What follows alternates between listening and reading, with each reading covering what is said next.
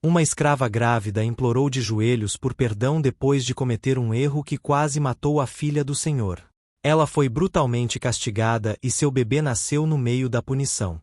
Mas 22 anos depois, esse mesmo bebê voltou e disse algo que fez todos chorarem, até mesmo aqueles que a haviam punido.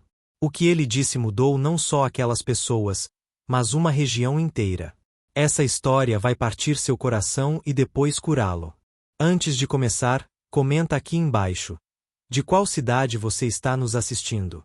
E se você gosta de histórias que tocam na alma, que te fazem refletir sobre perdão e superação, aperta esse inscrever agora e ativa o sininho porque você não pode perder as histórias desse canal. Preparado?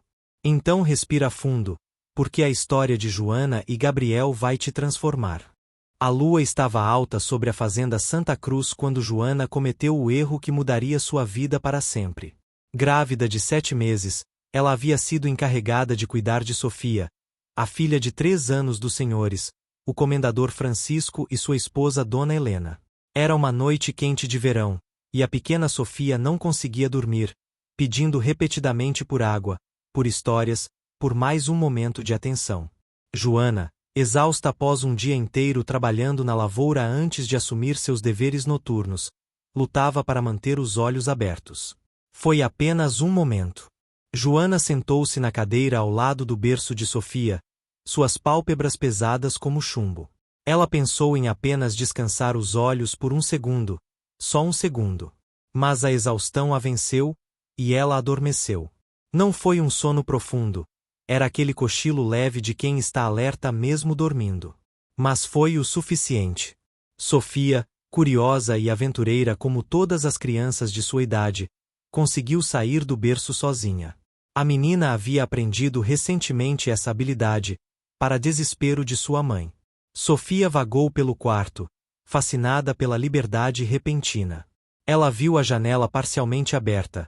Joana a havia aberto mais cedo para deixar entrar a brisa fresca da noite.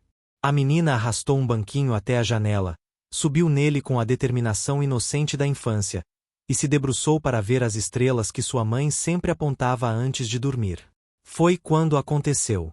Sofia perdeu o equilíbrio e caiu da janela do segundo andar. O som do impacto acordou Joana instantaneamente. Ela pulou da cadeira, viu o berço vazio, a janela aberta, e seu coração parou. Ela correu até a janela e viu Sofia no jardim abaixo, imóvel. O grito que Joana soltou ecoou por toda a casa grande, acordando todos os seus habitantes. Em segundos, a casa estava em caos total. O comendador e Dona Helena correram para o jardim, encontrando sua filha caída, com um corte profundo na testa e o braço em um ângulo estranho. Joana desceu as escadas aos tropeços, suas mãos tremendo violentamente, lágrimas escorrendo por seu rosto.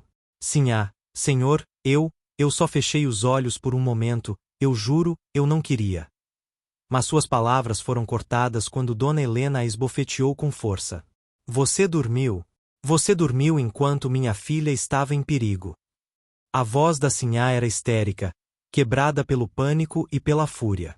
O médico foi chamado às pressas, e após o que pareceram horas intermináveis, ele anunciou que Sofia viveria.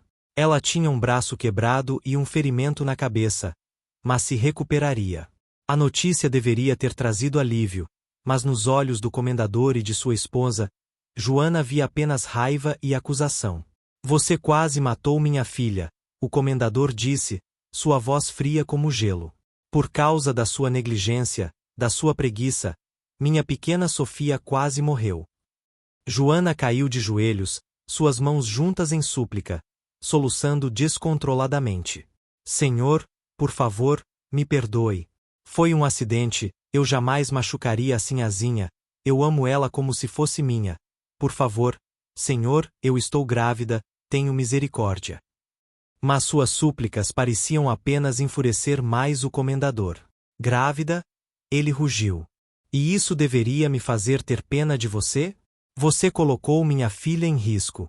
Você será punida, e punida severamente. Talvez assim você aprenda o valor de permanecer acordada quando responsável por uma criança. Ele chamou seu feitor, um homem brutal chamado Vicente. Amanhã ao amanhecer, 40 chibatadas. E depois, ela será vendida. Não quero vê-la nesta fazenda nunca mais. Que sirva de exemplo para os outros. Joana foi arrastada para a senzala, onde as outras escravas a receberam com olhares de compaixão e horror. Todas sabiam que 40 chibatadas para uma mulher grávida de 7 meses era essencialmente uma sentença de morte. Para ela, para o bebê, ou para ambos. Uma mulher idosa chamada Benedita abraçou Joana enquanto ela chorava. Minha filha, você precisa ser forte agora. Seu bebê precisa de você forte. Mas como poderia ser forte quando havia cometido um erro tão terrível? Como poderia pedir perdão quando quase causará a morte de uma criança inocente? Aquela noite, Joana não dormiu. Ela ficou acordada, suas mãos sobre o ventre onde seu filho se mexia, rezando, implorando a Deus, aos santos, a qualquer força que pudesse ouvi-la. Por favor, ela sussurrava no escuro, se meu filho sobreviver ao que vem pela manhã, se ele nascer e viver, eu juro que farei dele um homem bom. Um homem que ajuda, que protege, que nunca causa dor a ninguém. Por favor, apenas deixe-o viver. Era uma promessa desesperada, feita no momento mais escuro de sua vida, sem saber que aquela promessa moldaria um destino extraordinário. O amanhecer chegou rápido demais. Joana foi arrastada para o terreiro quando o céu ainda estava tingido de rosa e laranja. Todos os escravos da fazenda foram obrigados a testemunhar, como sempre acontecia nos castigos. Era uma tática de terror, fazer com que todos vissem o que acontecia com aqueles que falhavam, que cometiam erros, que eram humanos demais em um sistema que exigia que fossem apenas máquinas de trabalho. O comendador estava presente, seu rosto uma máscara de raiva contida. Dona Helena permaneceu na casa, cuidando de Sofia, mas sua ausência falava volumes sobre sua fúria. Joana não resistiu quando foi levada ao pelourinho. Ela estava além da resistência, perdida em um mar de culpa, medo e desespero. Enquanto a amarravam, ela olhou para o céu nascente e sussurrou mais uma vez: perdoe-me. Por favor, perdoe-me. Não estava claro se falava com Deus, com os senhores, com Sofia, ou com o bebê em seu ventre. Talvez com todos eles. Vicente, o feitor, pegou o chicote, testando no ar com um estalo que fez todos estremecerem. 40 chibatadas, ele anunciou com voz alta. Por negligência que quase resultou na morte da sinhazinha Sofia. O primeiro golpe caiu com força brutal. Joana mordeu o lábio com tanta força que sangrou, tentando não gritar. Ela havia prometido a si mesma que seria forte, que não daria satisfação aos senhores com seus gritos. Mas quando o segundo golpe veio, depois o terceiro, a dor era demais para suportar em silêncio. Seus gritos ecoaram pelo terreiro, se misturando com o som do chicote rasgando sua carne. As outras mulheres na multidão choravam silenciosamente, algumas virando o rosto, incapazes de assistir. Foi na 10ª chibatada que Joana sentiu algo mudar dentro dela. Uma dor diferente, vinda não de suas costas dilaceradas mas de seu ventre. Contrações. O bebê estava vindo cedo demais, forçado pelo trauma, pela dor, pelo estresse extremo. Não, ela gemeu entre os golpes. Não agora, meu filho, aguente firme, por favor aguente firme. Mas o corpo tem seus próprios comandos, e o trabalho de parto havia começado, impiedoso em seu timing. Benedita, a mulher idosa que havia confortado Joana na noite anterior, viu os sinais. Ela havia ajudado em dezenas de partos durante seus muitos anos na fazenda, e reconhecia o que estava acontecendo. Parem! Ela gritou, sua voz surpreendentemente forte para alguém de sua idade. O bebê está vindo. Vocês vão matá-los a ambos. Mas Vicente apenas olhou para o comendador, que fez um gesto frio com a mão. Continue. Ela deveria ter pensado em seu bebê antes de dormir. Os golpes continuaram, implacáveis. 20, 25, 30. Joana não gritava mais, ela não tinha mais voz para isso. Apenas gemidos baixos de agonia escapavam de seus lábios. Sangue escorria de suas costas, formando poças na terra seca do terreiro. E todo o tempo, as contrações vinham mais fortes, mais frequentes. Seu corpo estava tentando dar à luz enquanto era simultaneamente destruído. Foi após a 35ª chibatada que Joana desabou, perdendo a consciência. Vicente jogou água fria sobre ela, mas ela não acordou. Seu corpo pendia das cordas que a prendiam ao pelourinho, um espetáculo de horror que faria qualquer pessoa com consciência questionar sua humanidade. Benedita não pôde mais ficar parada. Ela correu até onde estava Joana, colocando-se entre a mulher inconsciente e Vicente. Chega! Ela declarou. Vocês já fizeram o suficiente. Ela vai morrer, e o bebê com ela. Tem tanto ódio assim no coração que podem assistir a isso. Para a surpresa de todos, o comendador levantou a mão, sinalizando para Vicente parar. Não foi compaixão que o motivou, foi o médico, que havia saído correndo da casa grande. Comendador, o doutor A. Silva disse urgentemente, se continuar, você terá 2 mortes em suas mãos. E legalmente, um feto é propriedade. Você estaria destruindo sua própria propriedade. Foi o argumento econômico, não moral, que salvou Joana e seu filho. O comendador acenou com a mão irritadamente. Tirem ela daqui. Tratem dela o suficiente para que sobreviva até poder ser vendida. Joana foi carregada para a senzala, inconsciente e sangrando. Benedita e outras mulheres trabalharam freneticamente, limpando suas feridas, tentando parar o trabalho de parto prematuro com chás e ervas antigas. Por horas, a vida de Joana pendeu em um fio delicado. Ela flutuava entre a consciência e a inconsciência, murmurando coisas incoerentes, chamando por sua mãe que havia morrido anos atrás, pedindo perdão repetidamente. E através de tudo, o bebê lutava para vir ao mundo, insistindo em nascer apesar das probabilidades impossíveis contra ele. Quando a noite caiu novamente, 24 horas após o acidente que havia mudado tudo, o bebê finalmente nasceu. Um menino, pequeno e frágil, mas com pulmões surpreendentemente fortes. Seu choro encheu a senzala, um som de vida triunfando contra todas as probabilidades. Benedita o segurou com lágrimas escorrendo por seu rosto enrugado. Ele vive, ela sussurrou com admiração. Contra tudo, este pequeno guerreiro vive. Ela colocou o bebê nos braços fracos de Joana, que havia recuperado consciência o suficiente para olhar para o filho que quase lhe custou tudo. Gabriel, Joana sussurrou, nomeando seu filho. Seu nome é Gabriel. Porque você é meu mensageiro de esperança, minha prova de que até mesmo nos momentos mais escuros, Deus não nos abandona completamente. E então, segurando seu filho contra o peito, com as costas em agonia de suas 35 chibatadas, Joana fez uma promessa que ecoaria através dos anos. Meu filho, você nasceu de minha culpa, de meu erro terrível. Mas juro por tudo que é sagrado que você crescerá para ser um homem que traz cura, não dor. Que protege, não machuca. Que salva vidas, não as coloca em risco. Esta é minha promessa a você, ao mundo, e a mim mesma. 3 semanas após o nascimento de Gabriel, Joana foi vendida. O comendador manteve sua palavra. Ele não queria vê-la em sua fazenda. Ela foi comprada por um comerciante que a levou, junto com seu bebê recém-nascido, para uma fazenda menor no interior, a mais de 200 quilômetros de distância.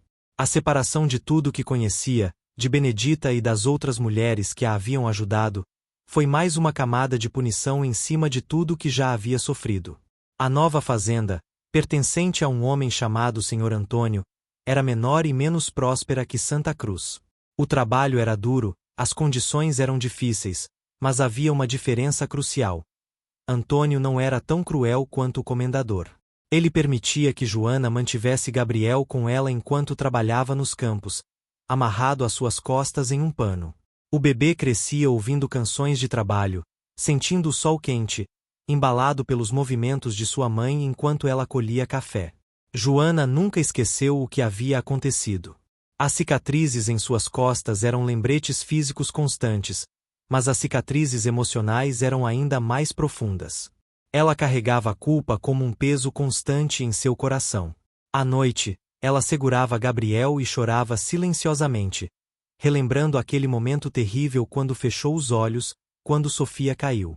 Ela se perguntava constantemente: a menina havia se recuperado completamente? Ela ainda carregava cicatrizes? Ela tinha pesadelos? Joana nunca saberia, e essa incerteza a atormentava. Mas Joana tinha feito uma promessa, e ela se agarrava a essa promessa como um náufrago se agarra a um pedaço de madeira flutuante. Ela criaria Gabriel para ser diferente. Mesmo em escravidão, mesmo sem recursos, mesmo em circunstâncias impossíveis, ela o ensinaria valores que transformariam o erro dela em algo significativo. Ela lhe ensinava, desde que ele era pequeno demais para entender as palavras mas velho o suficiente para sentir o tom, sobre responsabilidade, sobre cuidado, sobre o peso precioso de uma vida humana. Gabriel crescia ouvindo histórias. Joana não contava contos de fadas, ela contava histórias verdadeiras. Ela lhe contava sobre Benedita, a mulher sábia que ajudara em seu nascimento. Sobre as mulheres que arriscaram punição para cuidar dela. Sobre pessoas que, mesmo em escravidão, mantinham sua humanidade e compaixão. Mas ela também contava, quando Gabriel tinha idade suficiente para entender, sobre seu próprio erro. Ela não escondia nada dele. Meu filho, ela dizia, segurando o rosto dele entre suas mãos calejadas, você precisa saber a verdade. Você nasceu porque eu cometi um erro terrível. Eu fechei os olhos quando deveria ter permanecido acordada. Uma menina pequena quase morreu por minha causa. Eu carreguei você em um corpo marcado pela punição que mereci. Esta é sua origem, e você nunca deve esquecer dela. Não para carregar vergonha, mas para entender o peso da responsabilidade, o valor de cada vida, o custo dos erros. Gabriel ouvia essas histórias com olhos grandes e sérios. Mesmo criança, ele parecia compreender que sua mãe lhe passava algo importante, algo que moldaria quem ele se tornaria. Ele via o amor em seus olhos, mas também via a dor, a culpa que nunca a abandonava. E mesmo pequeno, ele formava um desejo profundo em seu coração. De alguma forma, algum dia, ele faria algo que tiraria aquela dor dos olhos de sua mãe. À medida que Gabriel crescia, ele demonstrava uma natureza extraordinariamente gentil e cuidadosa. Com apenas 5 anos, ele já ajudava a cuidar das crianças menores na senzala, sempre atento, sempre vigilante. As mães diziam que nunca haviam visto uma criança tão responsável, tão consciente. É como se ele nasceu adulto, elas comentavam. Mas Joana sabia, era o peso da história dele, a consciência que ela havia plantado intencionalmente nele, dando frutos em sua personalidade. Quando Gabriel tinha 7 anos, algo aconteceu que testaria tudo que Joana havia lhe ensinado. Uma criança pequena, filha de outros escravos, caiu em um poço raso mas perigoso. Ela não conseguia sair sozinha e estava começando a entrar em pânico. Gabriel, sem hesitar um segundo, pulou no poço. Era raso o suficiente para que ele tocasse o fundo, mas profundo o suficiente para ser perigoso. Ele acalmou a criança, a colocou nos ombros, e a ajudou a sair primeiro. Só depois ele aceitou ajuda para sair.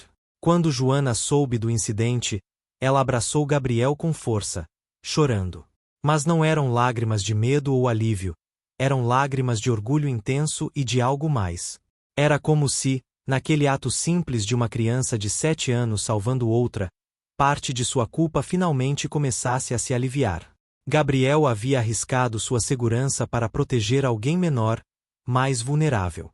Ele havia sido o oposto do que ela havia sido naquela noite fatídica. E Joana soube, com certeza absoluta, que sua promessa estava sendo cumprida. À medida que Gabriel crescia, uma coisa se tornou clara. Ele tinha um dom natural para curar. Começou quando ele tinha 10 anos e viu um pássaro com a asa quebrada.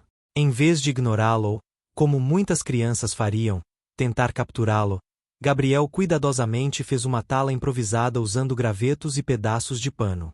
Ele alimentou o pássaro, manteve-o seguro dos predadores, e semanas depois, libertou-o quando estava curado. O pássaro voou em círculos ao redor de Gabriel antes de partir, como se estivesse agradecendo. Um dos escravos mais velhos, um homem chamado Tomás que havia sido curandeiro em sua terra natal na África antes de ser capturado, notou o talento de Gabriel. Ele começou a ensiná-lo secretamente sobre plantas medicinais, sobre como preparar chás e cataplasmas, sobre como ler os sinais de doença no corpo. Você tem o dom da cura, Tomás dizia ao menino. Suas mãos têm a gentileza necessária, e mais importante, seu coração tem a compaixão. Sem compaixão, o conhecimento de cura é inútil. Gabriel absorvia cada ensinamento como uma esponja seca absorve água. Ele passava cada momento livre explorando os campos e florestas ao redor da fazenda, aprendendo a identificar plantas, a entender seus usos. Ele praticava suas habilidades discretamente, tratando cortes e arranhões das outras crianças, preparando chás para aliviar dores de cabeça e dores de estômago das mulheres, ajudando a aliviar as dores nas costas dos homens velhos curvados por décadas de trabalho forçado. Joana observava o desenvolvimento de seu filho com uma mistura de orgulho e temor reverente. Ela via como ele se aproximava de cada pessoa doente ou ferida com a mesma atenção cuidadosa, a mesma determinação de ajudar. Ela via como ele nunca era negligente, nunca descuidado, sempre vigilante. Era como se ele carregasse a lição de seu nascimento em cada ação, o entendimento profundo de que um momento de descuido pode ter consequências terríveis. Então ele nunca se permitia ser descuidado. Quando Gabriel tinha 15 anos, aconteceu um incidente que mudaria seu status na fazenda para sempre. O senhor Antônio teve um acidente sério. Ele caiu de seu cavalo e feriu gravemente a perna.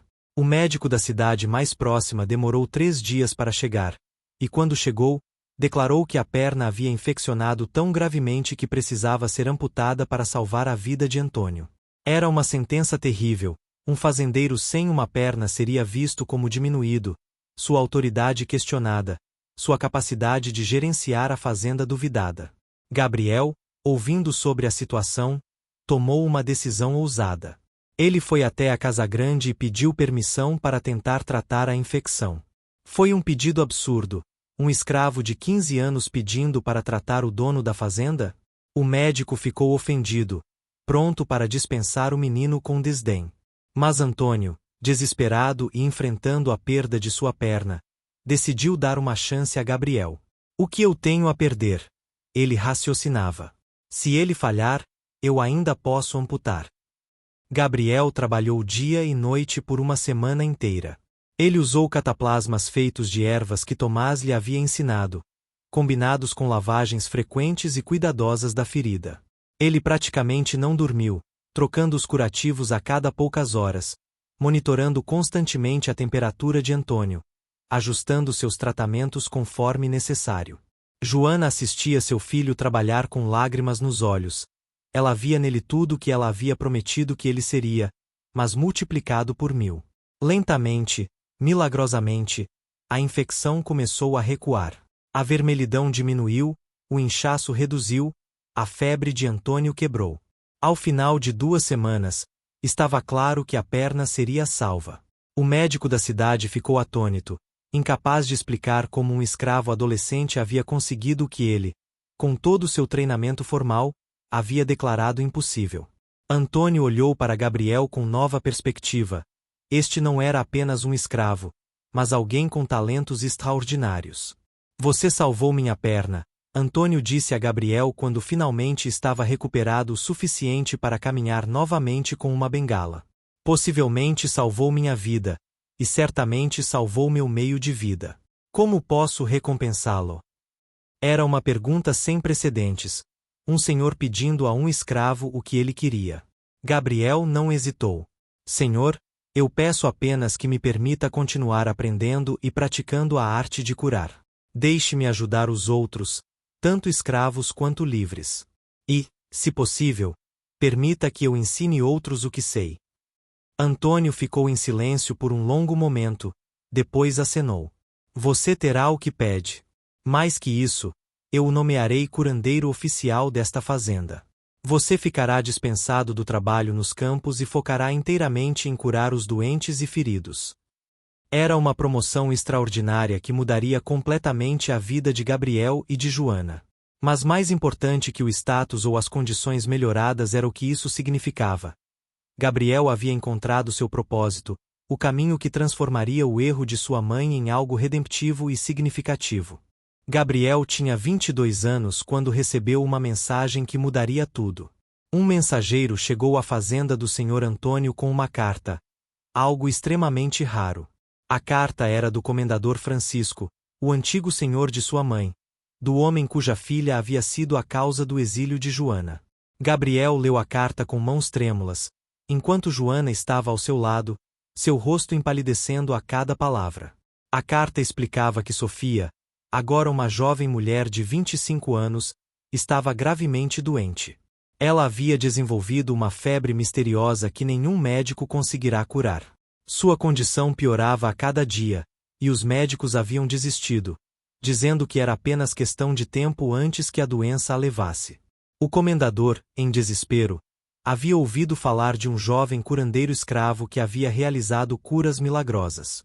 Ele não sabia, quando enviou a carta, que esse curandeiro era o filho da mulher que ele havia punido e exilado 22 anos antes. Ele está pedindo que eu vá, Gabriel disse baixinho, olhando para sua mãe. Ele está oferecendo pagar ao Sr. Antônio pelo meu tempo, oferecer compensação generosa se eu conseguir salvar Sofia. O nome pendia no ar entre eles. Sofia, a menina cuja queda havia mudado suas vidas para sempre. Joana ficou em silêncio por muito tempo, emoções conflitantes passando por seu rosto como nuvens em um dia ventoso. Raiva, medo, dor, mas também algo mais. Você quer ir? Ela perguntou finalmente, sua voz fraca. Gabriel pegou as mãos de sua mãe. Mãe, toda a minha vida você me ensinou sobre responsabilidade, sobre o valor de cada vida, sobre usar meus dons para ajudar, não importa quem. Sofia está morrendo. Ela era uma criança quando aquilo aconteceu, ela não teve culpa.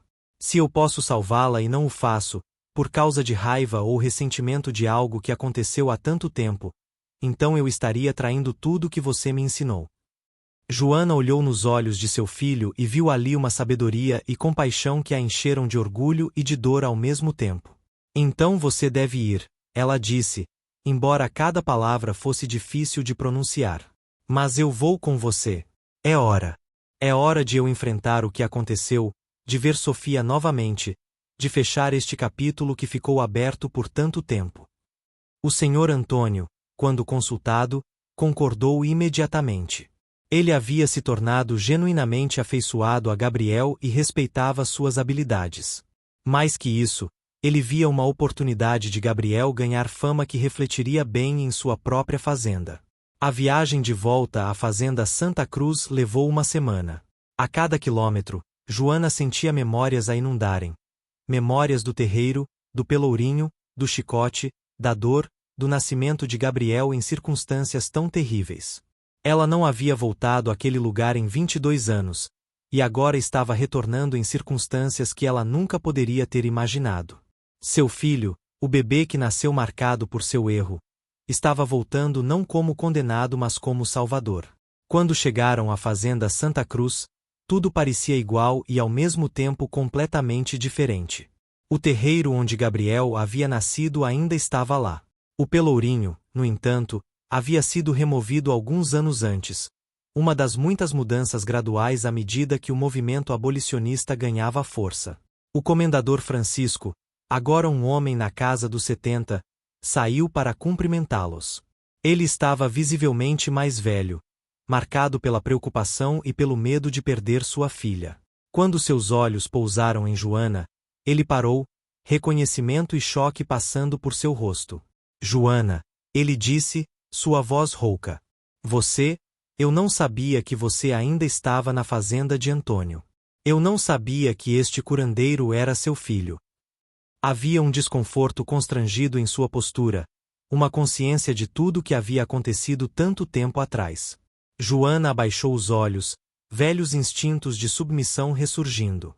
Mas Gabriel colocou a mão em seu ombro, um gesto de apoio e força. Senhor, Gabriel disse com voz firme mas respeitosa, eu vim para ajudar Sofia. Não vim com raiva ou ressentimento. Vim porque sou curandeiro, e curandeiros curam. Agora, por favor, leve-me até ela. Não há tempo a perder. O comendador pareceu aliviado por evitar uma conversa difícil sobre o passado e rapidamente os levou para dentro da casa grande. E assim Joana e Gabriel entraram novamente na casa onde tudo havia começado, não como punidos ou exilados, mas como potencialmente os únicos que podiam salvar a vida da única filha do comendador. Sofia estava deitada em seu quarto, o mesmo quarto de onde havia caído tantos anos atrás. Ela estava terrivelmente pálida, suando profusamente, flutuando dentro e fora da consciência. Ao lado dela estava Dona Helena, mais velha e mostrando sinais de noites sem dormir cuidando de sua filha doente. Quando viu Joana entrar no quarto, Helena ficou congelada, seu rosto passando por uma sucessão de emoções. Choque, raiva, e então, surpreendentemente, algo que parecia vergonha. Gabriel não perdeu tempo com as tensões emocionais no quarto. Ele imediatamente foi até Sofia, checando sua testa, seu pulso, seus olhos. Ele fez perguntas rápidas sobre seus sintomas, sobre quando a febre começou, sobre o que os médicos haviam tentado. Então ele começou a trabalhar, preparando remédios de ervas que havia trazido, misturando chás, aplicando compressas frias. Ele trabalhou com a mesma atenção cuidadosa, a mesma dedicação vigilante que aplicava a todos os seus pacientes. Joana ficou no canto do quarto, observando. Era estranho estar ali novamente, naquele quarto que assombrava seus pesadelos há mais de 2 décadas. A janela havia sido equipada com grades de segurança pouco depois do acidente, uma mudança permanente causada por aquela noite terrível. Joana olhava para Sofia, vendo não a criança de 3 anos que ela se lembrava, mas uma mulher adulta lutando pela vida. E apesar de tudo, da dor, das cicatrizes, dos anos de exílio, Joana descobriu que queria desesperadamente que Sofia vivesse. Durante 3 dias e 3 noites, Gabriel trabalhou incansavelmente. Ele mal dormia, sempre ao lado de Sofia, monitorando cada mudança em sua condição, ajustando seus tratamentos constantemente. Joana o assistia, trazendo-lhe comida que ele mal tocava, água que ele bebia distraído, sempre focado em sua paciente. O comendador e Dona Helena também ficavam no quarto na maior parte do tempo, incapazes de se afastar, observando com esperança crescente à medida que, lentamente, a febre de Sofia começava a ceder. Foi na 3ª noite, quando Sofia finalmente dormia pacificamente pela primeira vez em semanas e Gabriel havia finalmente concordado em descansar um pouco, que Joana se encontrou sozinha no quarto com Dona Helena. O silêncio entre elas era pesado, carregado com 22 anos de coisas não ditas. Foi Helena quem falou primeiro, sua voz baixa e hesitante. Joana, eu preciso lhe pedir perdão. Joana olhou para ela, surpresa. Dona Helena continuou, lágrimas enchendo seus olhos. Naquela noite, você estava exausta. Eu sabia que você estava. Você havia trabalhado o dia inteiro nos campos, e então eu pedi que você cuidasse de Sofia a noite toda também. Eu poderia ter contratado outra pessoa, ou eu mesma poderia ter ficado acordada. Mas eu queria dormir, então coloquei essa responsabilidade em você, sabendo que você estava exausta demais para ser responsável com segurança. E quando Sofia caiu, Helena continuou, sua voz quebrando, foi mais fácil culpar você do que aceitar que eu também tinha culpa. Que eu havia colocado conveniência acima da segurança da minha própria filha. Eu deixei meu marido puni-la terrivelmente, deixei ele vender você, e carreguei essa culpa todos os dias desde então. Ver seu filho aqui, cuidando da minha filha com tanta dedicação, depois de tudo que fizemos com você, é mais do que mereço. Joana ficou em silêncio por um longo tempo, processando essas palavras que ela nunca esperou ouvir. Ela pensou sobre todas as noites que passou carregando culpa, todas as vezes que se flagelou mentalmente por aquele momento de fraqueza. E agora descobria que havia mais na história, que a responsabilidade não era apenas dela. Mas estranhamente, em vez de raiva ou rancor, ela sentiu apenas uma tristeza profunda por todo o sofrimento desnecessário. O dela, o de Helena, o de todos envolvidos. Sinhá Helena, Joana disse finalmente, eu carreguei culpa por 22 anos. Culpa que quase me esmagou. Mas essa culpa também me deu Gabriel, não apenas seu nascimento, mas quem ele se tornou. Eu transformei meu erro em uma promessa, e essa promessa fez dele o homem que está agora salvando sua filha. Então talvez todo esse sofrimento não tenha sido sem propósito. Ela fez uma pausa. Quanto ao perdão, eu não sei se posso dar isso ainda. Mas posso dizer que não carrego ódio. Apenas tristeza por tudo que poderia ter sido diferente. Helena assentiu, aceitando a honestidade de Joana. É mais do que mereço, ela disse baixinho. Elas ficaram em silêncio então, duas mães, duas mulheres cujas vidas haviam sido irrevogavelmente entrelaçadas por um momento de tragédia há tanto tempo, agora unidas em vigília sobre a jovem mulher cuja queda havia mudado tudo. No quarto dia, Sofia abriu os olhos pela primeira vez com clareza completa. Sua febre havia quebrado, e embora ela estivesse fraca, era óbvio que ela viveria. Gabriel estava ali quando ela acordou, e Sofia olhou para ele com confusão. Quem é você? Ela perguntou com voz rouca. Gabriel sorriu gentilmente. Meu nome é Gabriel. Eu sou o curandeiro. Eu estive tratando você. Sofia olhou ao redor do quarto, viu sua mãe chorando de alívio, seu pai de pé na porta com o rosto transformado por alegria, e uma mulher mais velha no canto que lhe parecia estranhamente familiar. Você salvou minha vida, Sofia disse a Gabriel. Como posso agradecer? Gabriel balançou a cabeça. Você não precisa me agradecer. Apenas fique bem. Viva sua vida completamente. Isso é agradecimento suficiente. Mas Sofia insistiu. Não, você não entende. Os médicos haviam desistido. Você fez o impossível. Por favor, deve haver algo que eu possa fazer. Gabriel olhou para sua mãe no canto, e então de volta para Sofia. Há uma coisa, ele disse quietamente. Quando você estiver forte o suficiente, há uma história que eu gostaria de lhe contar. Uma história sobre você quando era criança, e sobre minha mãe, e sobre como tudo está conectado. Uma semana depois, Sofia estava forte o suficiente para sentar na cama, apoiada em travesseiros. Seus pais, Gabriel e Joana, estavam todos reunidos no quarto. Sofia podia sentir que algo importante estava prestes a ser revelado. Havia uma tensão no ar, uma sensação de chegada a um momento que havia estado esperando por décadas. Por favor, ela disse, olhando de Gabriel para Joana e de volta, contem-me essa história. Gabriel começou. Ele contou a Sofia sobre quando ela tinha 3 anos, sobre uma noite quando ela caiu da janela. Sofia interrompeu, surpresa. Eu sei sobre aquilo, ela disse. Eu tenho uma cicatriz na minha testa por causa disso, e meu braço dói às vezes quando chove. Mas meus pais nunca falaram muito sobre como aconteceu. Apenas que eu tive um acidente. Ela olhou para seus pais, que pareciam desconfortáveis. Mas há mais nessa história, não há? Gabriel assentiu e continuou. Ele contou sobre Joana, a escrava que estava cuidando dela naquela noite. Ele contou sobre como ela estava exausta, sobre como fechou os olhos apenas por um momento, sobre a queda, sobre a punição brutal que se seguiu. Ele contou sobre seu próprio nascimento no meio daquela punição, sobre a promessa que sua mãe havia feito. E ele contou sobre os anos de exílio, sobre como aquele momento havia moldado completamente suas vidas. À medida que a história se desenrolava, lágrimas começaram a escorrer pelo rosto de Sofia.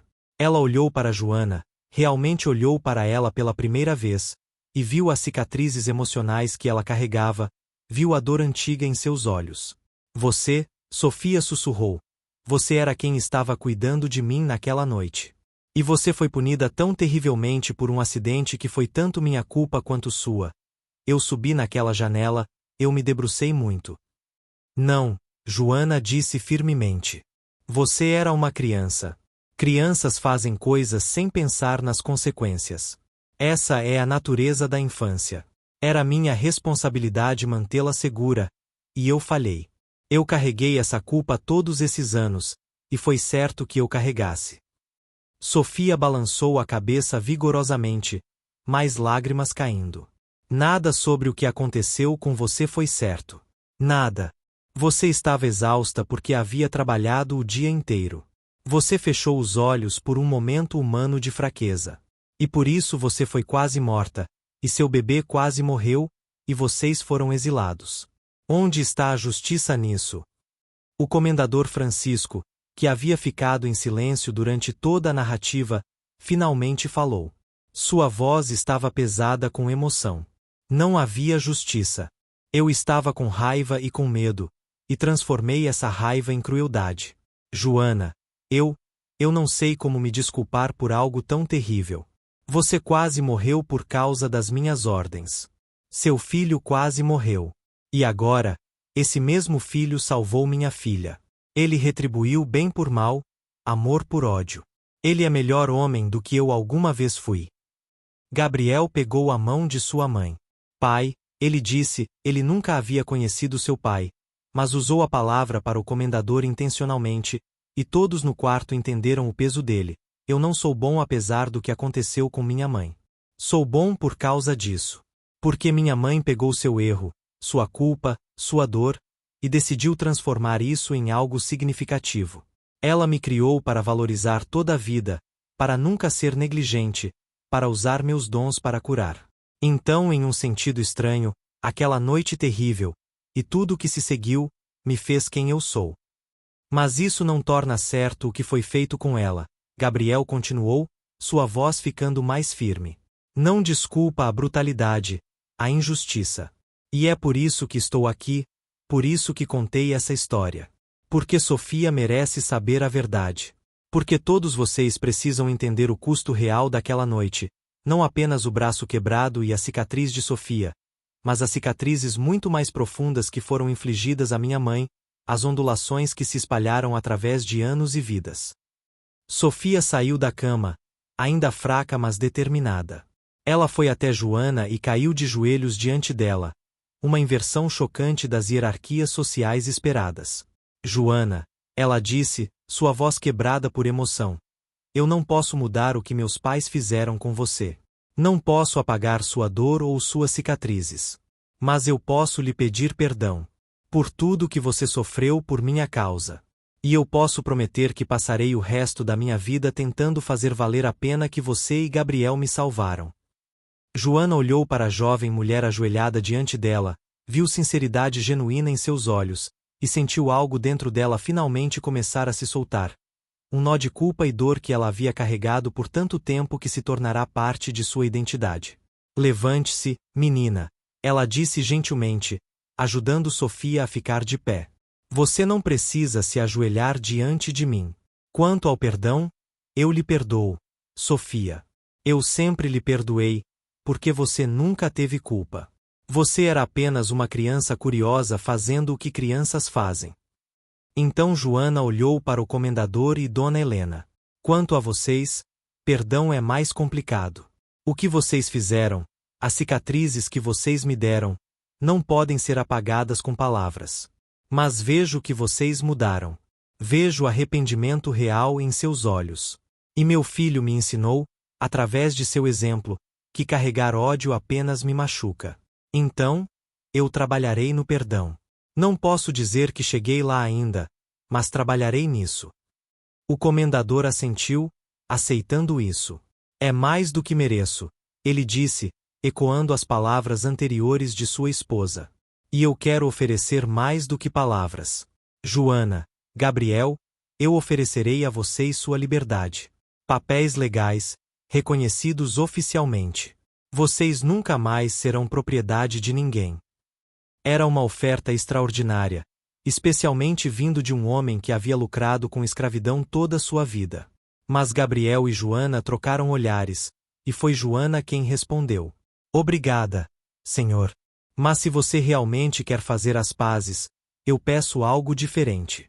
Liberte todos os escravos em sua fazenda. Todas as famílias, todas as crianças, todos os idosos. Dê a eles a chance de construir vidas livres. Esse seria um verdadeiro arrependimento, uma verdadeira mudança.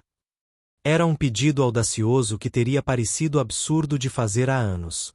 Mas o movimento abolicionista estava ganhando força, e talvez, apenas talvez, o tempo estava maduro para grandes mudanças.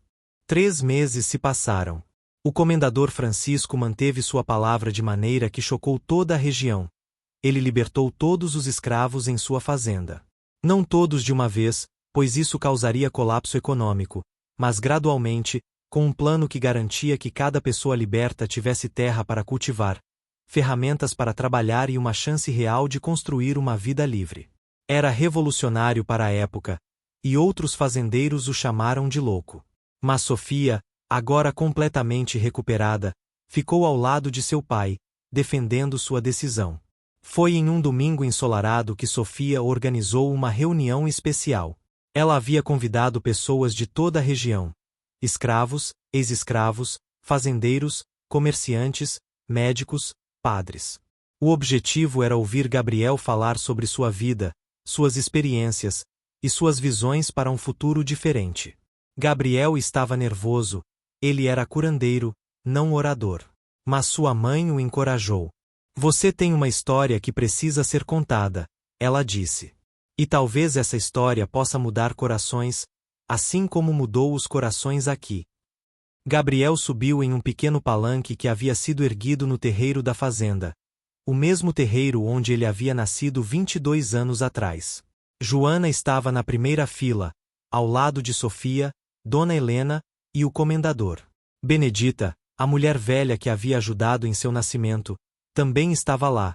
Ela havia sido localizada e trazida especialmente para a ocasião. Centenas de pessoas se reuniram, curiosas sobre esse jovem curandeiro cuja história estava se espalhando pela região como fogo. Gabriel começou a falar, e sua voz, embora inicialmente hesitante, cresceu em força e confiança. Ele contou sua história, não omitindo nada, não embelezando nada. Ele contou sobre o erro de sua mãe, sobre a queda de Sofia, sobre a punição brutal, sobre seu nascimento no Pelourinho. Ele contou sobre crescer sabendo sua origem, sobre carregar o peso dessa história, sobre como ela o moldou. E então ele disse algo que faria todos na multidão se lembrarem daquele dia para o resto de suas vidas. Eu nasci de um erro, Gabriel disse, sua voz ecoando pelo terreiro silencioso. Mas minha mãe me ensinou que não somos definidos pelos erros que cometemos ou pelas circunstâncias de nosso nascimento. Somos definidos pelo que fazemos com esses erros, por como escolhemos viver apesar de nossas circunstâncias. Minha mãe poderia ter me criado com amargura, com ódio. Ela teria tido todo o direito. Em vez disso, ela me criou com amor, com propósito, com a determinação de que eu seria uma força de cura no mundo. Ela me ensinou, Gabriel continuou, lágrimas começando a escorrer por seu rosto, que toda a vida é preciosa. Que todo ser humano, não importa sua posição, sua raça, sua condição, merece cuidado e dignidade. Ela me ensinou que quando falhamos, e todos nós falhamos, o que importa é como respondemos a esse fracasso. Transformamos ele em veneno, ou transformamos ele em remédio? Deixamos ele nos quebrar, ou deixamos ele nos moldar em algo mais forte, mais compassivo, mais profundamente humano? A multidão estava completamente silenciosa, cada pessoa absorvendo suas palavras. Gabriel olhou diretamente para sua mãe, e o que ele disse a seguir fez lágrimas escorrerem por todos os rostos presentes. Mãe, ele disse, sua voz quebrando com emoção, você carregou culpa por 22 anos. Culpa que nunca deveria ter sido apenas sua para carregar. Mas eu quero que você saiba algo. Eu quero que todos aqui saibam algo. Se eu pudesse voltar no tempo, Gabriel disse, cada palavra pesada com significado. Se eu pudesse mudar aquela noite, impedir que Sofia caísse, poupar você da punição e da dor, eu não sei se faria. Porque aquela noite, por mais terrível que fosse, me deu você como mãe. Me deu meu propósito.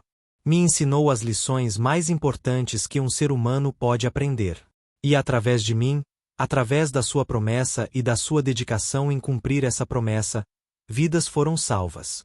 Dezenas, talvez centenas de pessoas estão vivas hoje por causa das habilidades que você me ensinou a valorizar e desenvolver.